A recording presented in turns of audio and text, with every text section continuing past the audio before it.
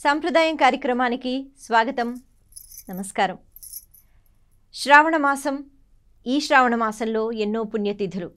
ఈ రోజుకి ఒక ప్రత్యేకత ఉంది. ఈరోజు తులసీదాస్ జయంతి.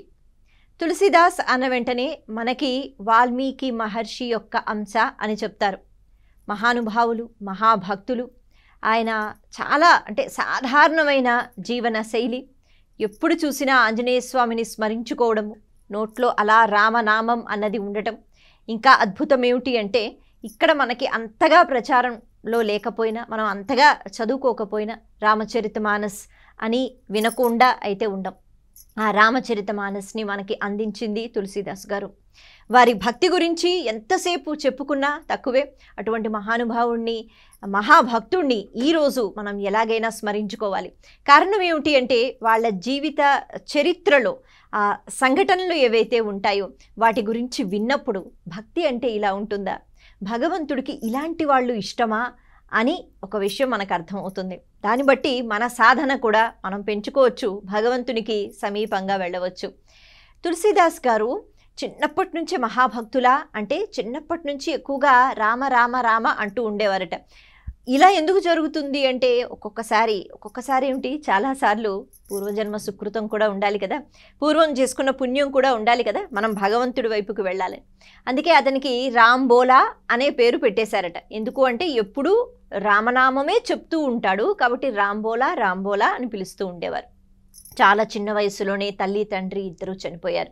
ఆ తర్వాత ఒక అవ్వ పెంచుతూ ఉండేది. పాపం ఇంకొంచెం పెద్దయిన తర్వాత, అంటే సుమారు 5-6 సంవత్సరాలకే ఆ అవ్వ కూడా చనిపోయిందట. ఇప్పుడు బంధువులు ఎవరో అలా పెంచటము కాబట్టి ప్రేమ అంటే, దగ్గరగా ఇంట్లో ఉన్న మనుషులు వాళ్ళు ప్రేమతో చూసుకోవటం, దీనికి చాలా ఇబ్బందిగా ఆయనకి ఉంటూ ఉండేది. అంటే బహుశా అంత ప్రేమ ఆయన పొందలేకపోయారనమాట. ఆయనకి వివాహం చేశారు. అయితే వివాహం అయిన తర్వాత భార్య ఎప్పుడూ తనతో ఉండటము కాబట్టి ఎక్కువ ప్రేమ భార్య పైన పెంచుకోవటము. ఎంతవరకు అంటే, అసలు ఆవిడ ఎప్పుడైనా బయటికి వెళితే ఉండలేకపోయేవాట. ఎప్పుడు కూడా భార్యతోనే. ఒకసారి ఆవిడ పుట్టింటికి వెళ్ళారు కొన్ని రోజుల కోసం. అప్పుడు వెళ్ళిపోయింది, ఇంక నేను ఒక్కడినే ఉండలేను అనేటట్టుగా. అంటే చిన్నప్పటి నుంచి ఒక్కడే పెరగడం వల్ల అటువంటి భావనలు. కాబట్టి ఆ రోజు భార్య పుట్టింటికి కూడా తాను వెళ్ళిపోదాం అని అనుకున్నట్ట.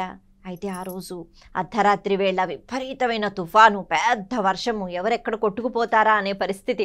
అటువంటి పరిస్థితుల్లో కూడా ఆ నదిలో, అంటే అప్పట్లో ప్రయాణం అంటే చాలా తేలికగా ఉండేది కాదు కదా, అలా వెళ్ళిపోయి మరి భార్యని అర్ధరాత్రి వేళ తలుపు కొట్టి ఆవిడ తెరిచి చూసేటప్పటికి తన భర్త. అప్పుడు ఆవిడ అంటుందట, ఇంతగా ఈ ఇష్టం ఏదైతే ఉందో నా పైన, అంటే ప్రకృతి ఒప్పుకోకపోయినా ఇంత అర్ధరాత్రి వేళలో ఏదో జరిగిపోయినట్టు నా దగ్గరకు వచ్చేసారు కదా, మరి ఇంత ప్రేమలో కొంచెం ప్రేమ అయినా భగవంతుని పట్ల పెడితే, రాముడి పట్ల పెడితే ఎంతగా తరించిపోతారో కదా మీరు అని భార్య చెప్తుందట. నిజంగా ఆ మాటలు తనకి, అంటే ఆత్మ లోపల ఒక అంటే ఒకడు ఉంటాడు అని చెప్తూ ఉంటారు కదా, ఆ లోపల ఉన్న జీవుడు, ఆ జీవుడికి అది నిజంగానే గుచ్చుకున్నాయి. వెంటనే ఏదో తెలియని మార్పు. తను అక్కడే ఆ ప్రదేశాన్ని విడిచిపెట్టి, భార్యని అలా విడిచిపెట్టి తను కాశీ ప్రయాణం చేసేశారట. అంతే, ఇంకా అప్పటి నుంచి కూడా సంసారం వైపు చూడలేదు. కాశీ ప్రయాణం చేస్తూ ఆ దారంతా కూడా రామ రామ రామ అంటూ, ఇక తెలియని ఒక మార్పు అనమాట.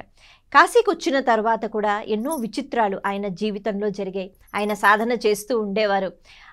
ఒకసారి ఆయన ఒక ప్రయాణం, అంటే ఆలయాలకి వెళ్ళటము, అక్కడే ఉండటము, ఆశ్రమాన్ని నిర్మించుకోవడం, ఎప్పుడూ భగవంతుణ్ణి స్మరించుకోవడం, ప్రత్యేకంగా ఆయనకి ఎటువంటి కోరికలు లేవు. కానీ రామదర్శనం చేసుకోవాలి అని మాత్రం ఉంటూ ఉండేదట. అయితే ఆయన గంగ నీళ్లు తీసుకుని వచ్చి ప్రతిరోజు ఒక చెట్టు దగ్గర వేసి అలా వెళ్ళిపోతూ ఉండేవారు. ఆ చెట్టు పైన ఒక బ్రహ్మరాక్షసుడు కూర్చుని ఉంటూ ఉండేవాట. కొన్ని ప్రేతాత్మలు ఉంటూ ఉంటాయి కదా. అయితే ఈ గంగ నీళ్లు వేయటం వల్ల ఆ శాపం పోయి ఒకరోజు ఆ ప్రేతాత్మ, అంటే బ్రహ్మరాక్షసుడు మాట్లాడడం మొదలుపెట్టాట. నీ వల్లే నాకు శాపం పోయింది, చెప్పు నీకేమైనా కోరికలు కావాలా, నువ్వు కోరుకో అని అన్నట్ట. అన్న వెంటనే తులసీదాస్ గారు, నాకే కోరికలు లేవు, రామదర్శనం చేసుకోవాలి అంటే అది అంత తేలికైన విషయం కాదు. అయితే ఆంజనేయ స్వామిని ప్రసన్నం చేసుకుంటే ఆయన్ని అడిగితే ఆయన తప్పకుండా చూపిస్తారు. ఎందుకంటే ఆంజనేయ స్వామి మాట రాముడు కాదనడు కదా అని అన్నట్ట. అవునా, మరి ఎక్కడుంటారు ఆంజనేయ స్వామి అంటే ఎక్కడైతే రామాయణం చెప్తూ ఉంటారో, రామ కథ వినిపిస్తూ ఉంటుందో ఆంజనేయ స్వామి అక్కడికి వెళ్ళి కూర్చుంటాడు. కాబట్టి గంగ ఒడ్డు దగ్గర రామాయణ ప్రవచనం అవుతోంది కదా, అక్కడికి వెళ్ళి కూర్చో. చివరి వరకు హనుమంతుడిని పోల్చుకోగలుగుతావు, ఎందుకంటే ఇప్పటి వరకు నీ సాధన అలా ఉంది కదా, పట్టుకో అడుగు అని అన్నట్టు.